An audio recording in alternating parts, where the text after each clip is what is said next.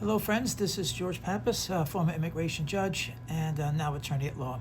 Last week, I talked about the damage that the administration's immigration policy is going to have on our economy. Well, today, let's give you some facts. Let's give you some facts of just how extensive the damage is.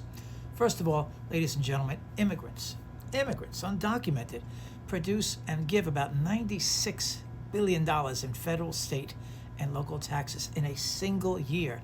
$37 billion of that goes to local governments. Do you know what happens?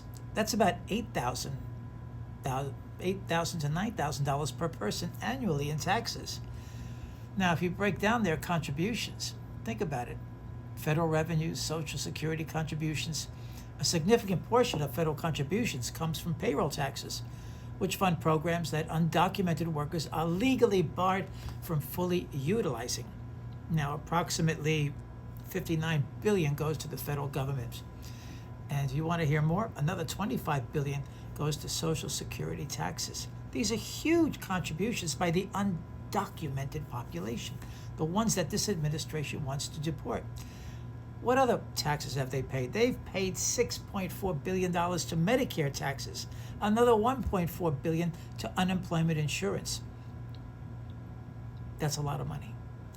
Now, because many undocumented workers use the individual taxpayer identification numbers known as the ITINs, or a valid or borrowed Social Security number, taxes are automatically withheld from their paychecks.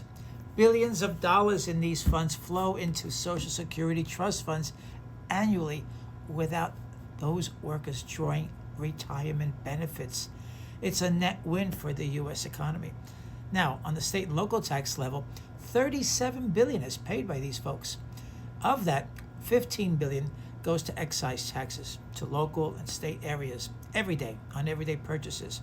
Another $10 billion goes directly from homeowners or indirectly through rents. So personal and business income taxes, ladies and gentlemen, make up about $7 billion.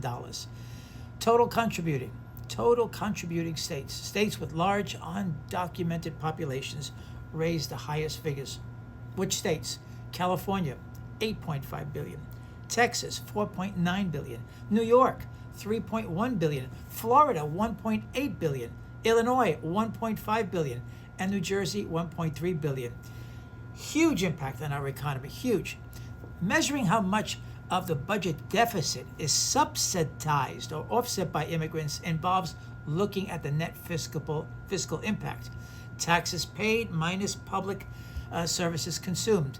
Now, the reduction of federal deficits. Comprehensive long-term studies, such as the studies by the Cato Institute, show that immigrants generate a net fiscal surplus.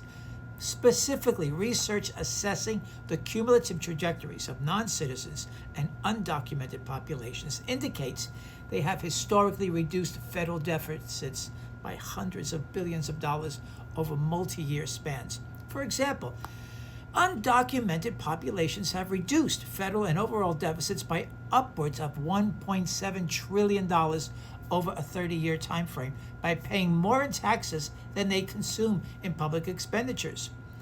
Economists note because undocumented immigrants pay into the federal trust fund, like Social Security, while being ineligible to collect benefits, these immigrants effectively act as a structural subsidy that delays the depletion dates of these public insurance programs.